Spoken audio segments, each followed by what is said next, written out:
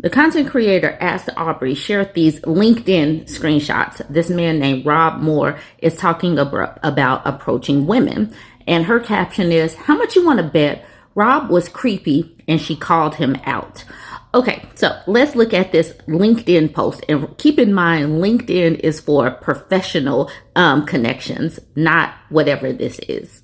Rob says, "I see lots of women here on LinkedIn shaming men publicly for approaching them. Sometimes it's a business approach, sometimes it's a personal one. And yes, from time to time, women get hit on. When I was a kid, a long time ago, girls loved getting hit on. In fact, it would be the main or only way they would connect with men. Now, apparently, it's a no-go. And worse, if you do it, you will get publicly shamed. And some women use it to increase their own popularity. Clickbait, ego, it makes it even worse. Masculinity has been under threat, and it's hard and confusing for many men right now. Never shame a man, especially publicly, for an innocent approach, business or personal. I mean, you could even be kind. You can even thank them or give them some feedback. Yes, men have flaws too, but let's stop this. From now on, maybe I will call out a woman who publicly shames a man for an innocent, cute, or even slightly dumb approach." This sentence right here, when I was a kid a long time ago, girls loved getting hit on. How does he know this? The fact that they, romanticize times past when women's voices weren't really respected, when girls couldn't push back, where they would blatantly tell you no means maybe, where consent wasn't even really a thing. Like, you just keep going harder. You just keep hunting. You keep just, literally, these people think that having some boundaries, a woman having boundaries, is an affront to their masculinity. That is what he's saying. He said, F your boundaries, F the fact that this is a professional place to connect, F all of that. If I want to come at you, you're going to get this. And even if you're not interested, don't say anything mean to me, because that hurts my feelings. It hurts my feelings when women have boundaries. This sentence is also so problematic as well. Masculinity has been under threat and is hard and confusing for many men right now. The fact that they are not understanding actual harassment and consent and boundaries, they take that as a threat to their masculinity. They think that because they're men, they have the right to encroach on your environment. And we're saying we deserve to have some boundaries. We want to keep some space. So back away. I am not interested. And they're like, oh my God, that is an affront to me. You are emasculating me or whatnot. It's not that confusing. If women are coming online, going into social media spaces or whatnot and saying, I do not like this. Why is this confusing? Why is this confusing? I think that women are being perfectly clear. Now, he's taking this as women just looking for attention. He's talking about they're using it for clickbait and ego. But how about just stop doing this? Ever since we've been online, men have been sending these D pics to women. And women keep coming online and saying, we don't like this, stop doing it. And they keep doing it. There's nothing about this that is confusing. They just don't want to listen to women and they just want to keep doing it. I don't believe that these men are as confused as they say. They just don't want women to actually have boundaries. And they don't expect us to want safe spaces. They hate talking about consent and all of this, because if a woman says, I am not interested, she has made it clear, so then you back off. But for too long, they have said no means maybe. They don't hear no and understand that no means no. So he's saying, let's stop this. Let's not publicly shame, but I believe we should shame more, especially when the environment is not for connecting on a personal level. And y'all, this is one of the main reasons I believe that these men want to get back into the office and in work from home, because they use this as a hunting ground. They use this as a place to, see what women are around, available or not, appropriate or not. They don't give a damn. So they need the women there, because if they are at home and actually having to just work, They're only there by themselves, and then they would have to like leave their home and go to a place and then talk to women. Being at work amongst other people, man, it just makes hunting for women just easy breezy. Anyways, let me know what you think about this one. Talking about from now on, he might publicly call out. Who cares? Stop doing it. Just stop doing it. And what I said under the post is, this is why men want to end work from home. They want to have available women to harass. This person, Mir Tassan, says, Rob, is this you? I'm publicly shaming you for telling women we should shut up and take actual harassment. Tattoos and Spoon says, effing hell, men. Okay, here it is. Women don't mind being approached politely. What we object to is, 1, men not taking no for a complete answer. 2, men getting abusive or violent when rejected. 3, men thinking telling a woman she has a great insert body part here is a compliment. You have a great butt. You have a great rack. That is not a compliment. All right, 4, men flexing that they're a nice guy with money and a job. Nice guys don't feel the need to bash you with that fact. And I'm putting fact in quotes. Number 5, men who try to tell us you look or be so much prettier if you smile. That's basically, or if you talk nicer to us. 6, men who think they're smarter than women. 7, men that expect trad wives, but when you get one, she obviously needs money to maintain her appearance for you as a trad husband and call her a gold digger. 8, men who do not support their partners during health issues. 9, men ignoring clear signals of leave me alone, i.e. wearing headphones, reading a book, looking at our phone, in conversation with our friends, if we're out with our kids. I could go on and on, but men will complain. Wah, wah. Women are quite clear in the things that we don't like, but they hear this and say, oh my gosh, I just can't talk to a woman. Yes, you can. You can talk to women. You can talk to women and not sexualize everything that you do or in every kind of conversation. It doesn't have to go there. Like, you can literally talk to us like we're some human beings, and,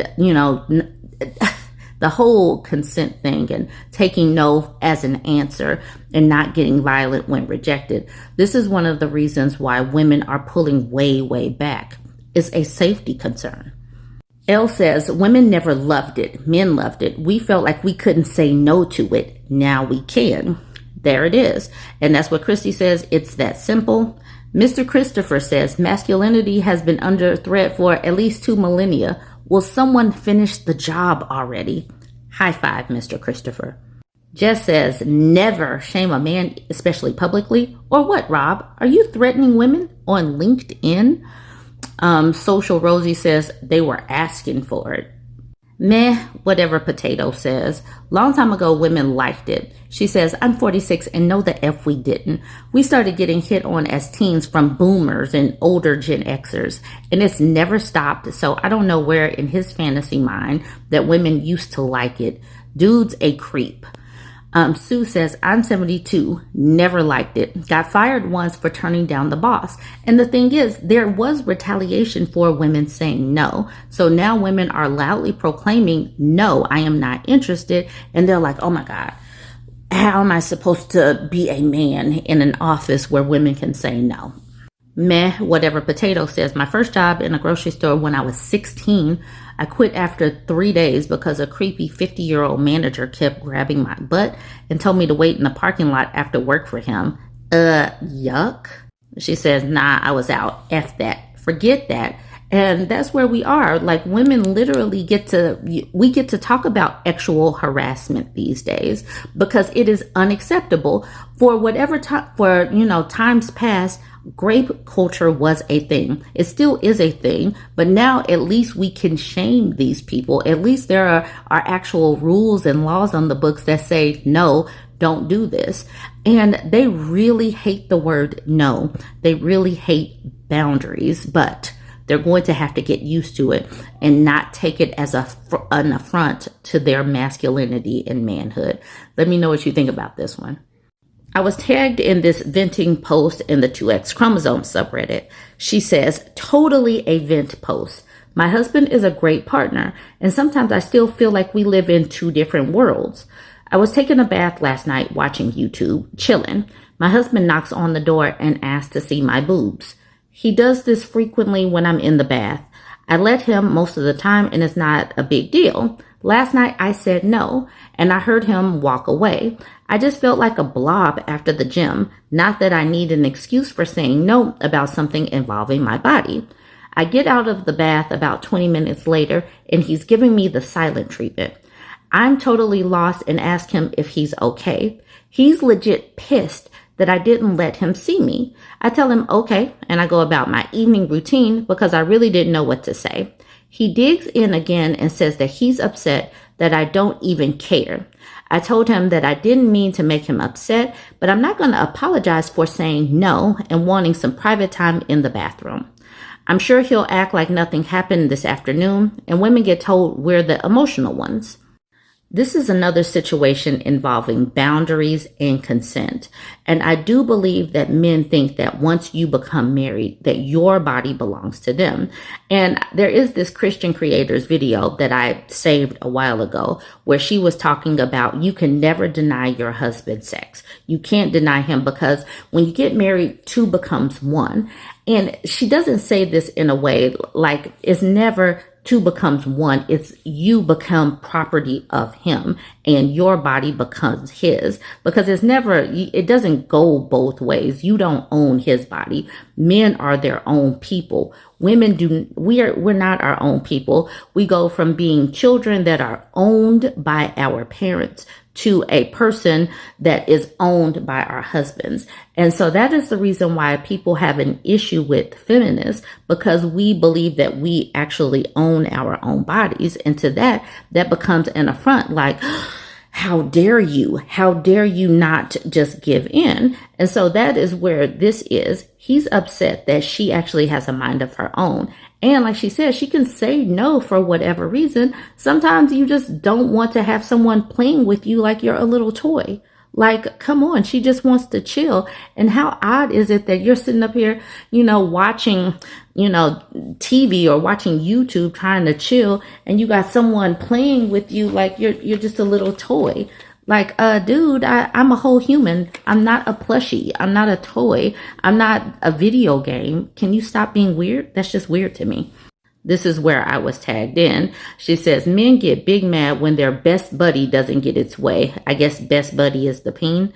And then Cetacean Stalk says, burb signal. So if you want to tag me in, you have to do this /Bourbon Bougie. I'm over there. I see the tags. I get so many tags, so I don't always get to all of the Reddit posts that you want me to see. Let's get into a few of these comments. Art Bear says, I locked the door once when I was taking a bath and my husband was very confused. We talked about it and he finally understood. We do not owe anyone access to our bodies whenever they want. 2 points is a trend says this, very much this. OP should point this out to her husband, and depending on how he responds will tell us how much of a good guy he really is. The comment on the bottom, I don't believe is helpful, and I don't believe men are actualized the same way women are. So I don't think that is a productive comment.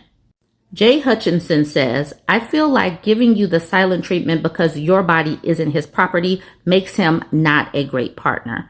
Maybe think about other times where he hasn't been a great partner, because I feel like they're probably there. And I say this as somebody who is trapped in a 17-year relationship with an abusive narcissist. I have, in the last 5 years, completely woken up to his abuse and the terrible way I have to live my life. Unfortunately, at the same time, I was diagnosed with stage 4 lymphoma and disabled. So I'm working on my way out, but it's going slow. But it's slow going. I just know I was raised to always give my partner the benefit of the doubt and act like they're the best partner, even if they're not, even if they're the worst partner. Just like we teach little girls that little boys hit them because they like them. It's okay to say they're not a good partner, even if you have no plans to leave. And then at the bottom, she says, my partner also used to do this when I would say no to sex, basically act like I unalived his dog. This is how they act because, like I said, they believe that two become one, but basically your body becomes theirs. And some patriarchy patties put this information out there too. They believe this. They uphold this type of thing as well because they really believe that you don't deserve autonomy. Some patriarchy patties hold up this line of thinking as well. So here's where I'm going to tack on this Christian creator's hot takes, her sex hot takes. And she's one of those people that does not believe that women have the right to say no or that consent is important. She actually comes out and says this. And so when men say these types of things, we do understand that they want to just come in and they don't hear the word no. But it's these women that are out here pushing these things, getting these views. You can see she put on her makeup for this. She is a very pretty woman. She has her drink. You could tell that she's cosplaying this. She's doing this for influence and for clicks. And I'm totally sure that she is making some good money doing this. But this is so harmful because yes, you have the right to say no. And this is one of the reasons why they want to continue to chip away at women's rights.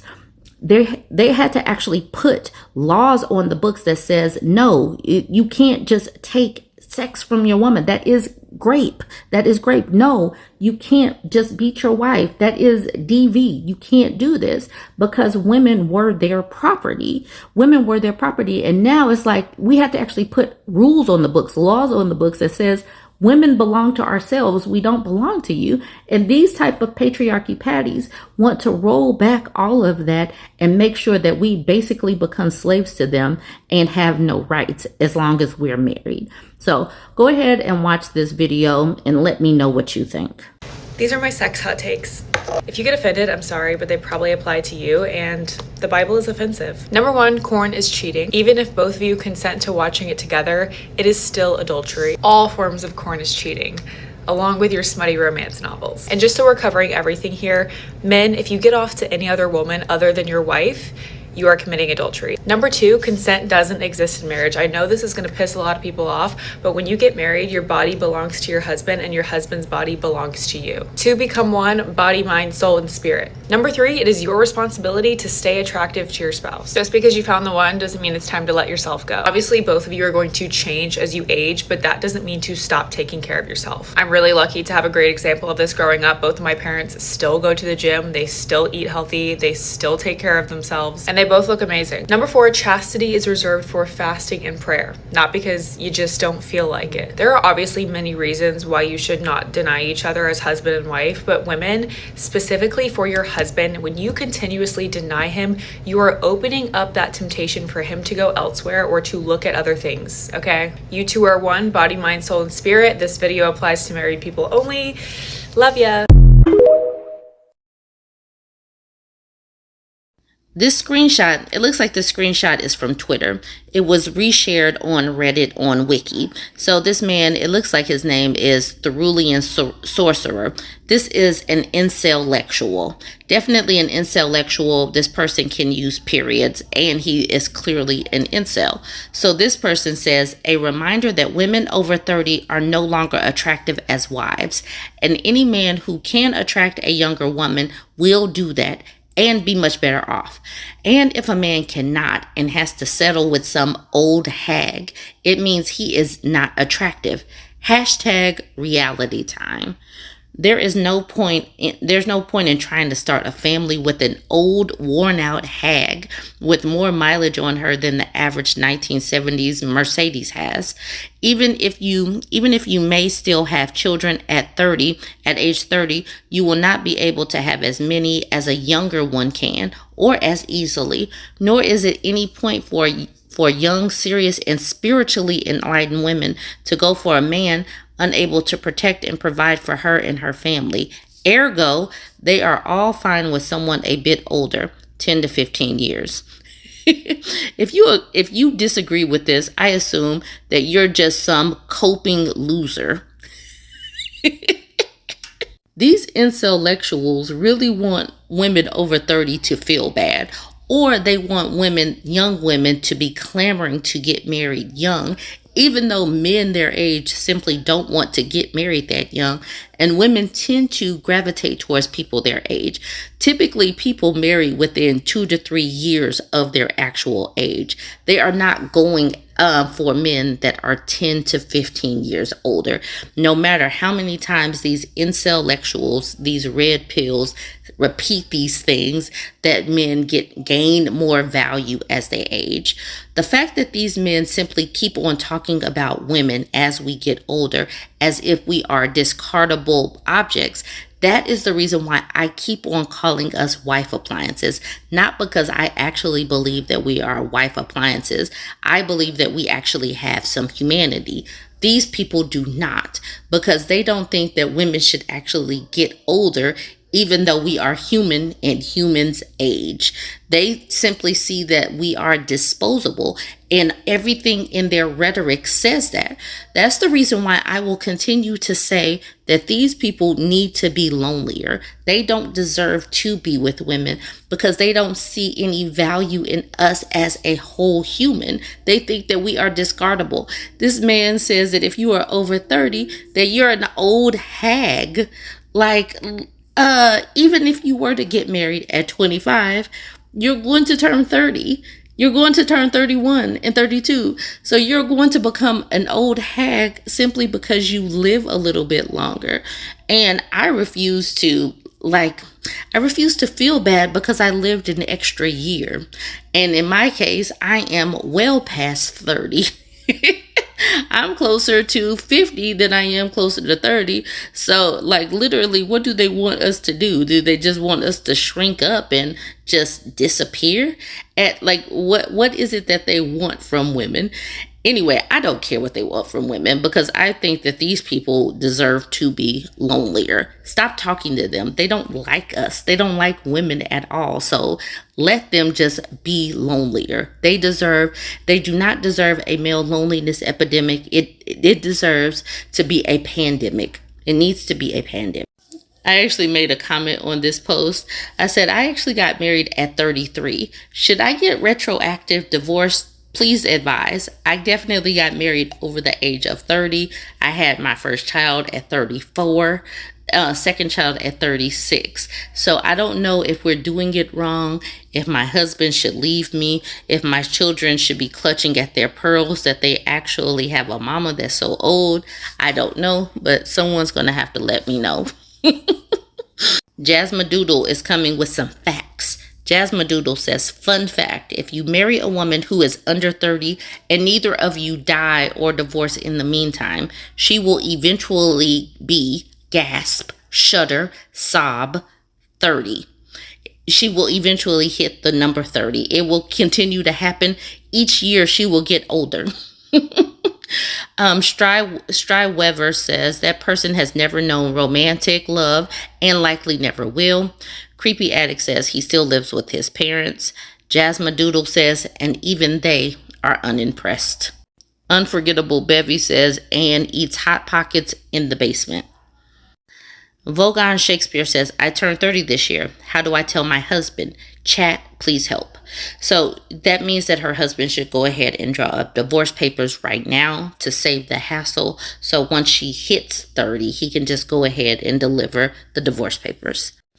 Bookie Nerdworm says, my husband and I quote this stupid line from the Unbreakable Kimmy Schmidt all the time, where the husband is talking about his ex-wife, and the new wife, played by Jane Krakowski, says, she turned 50, and I would never do that to you.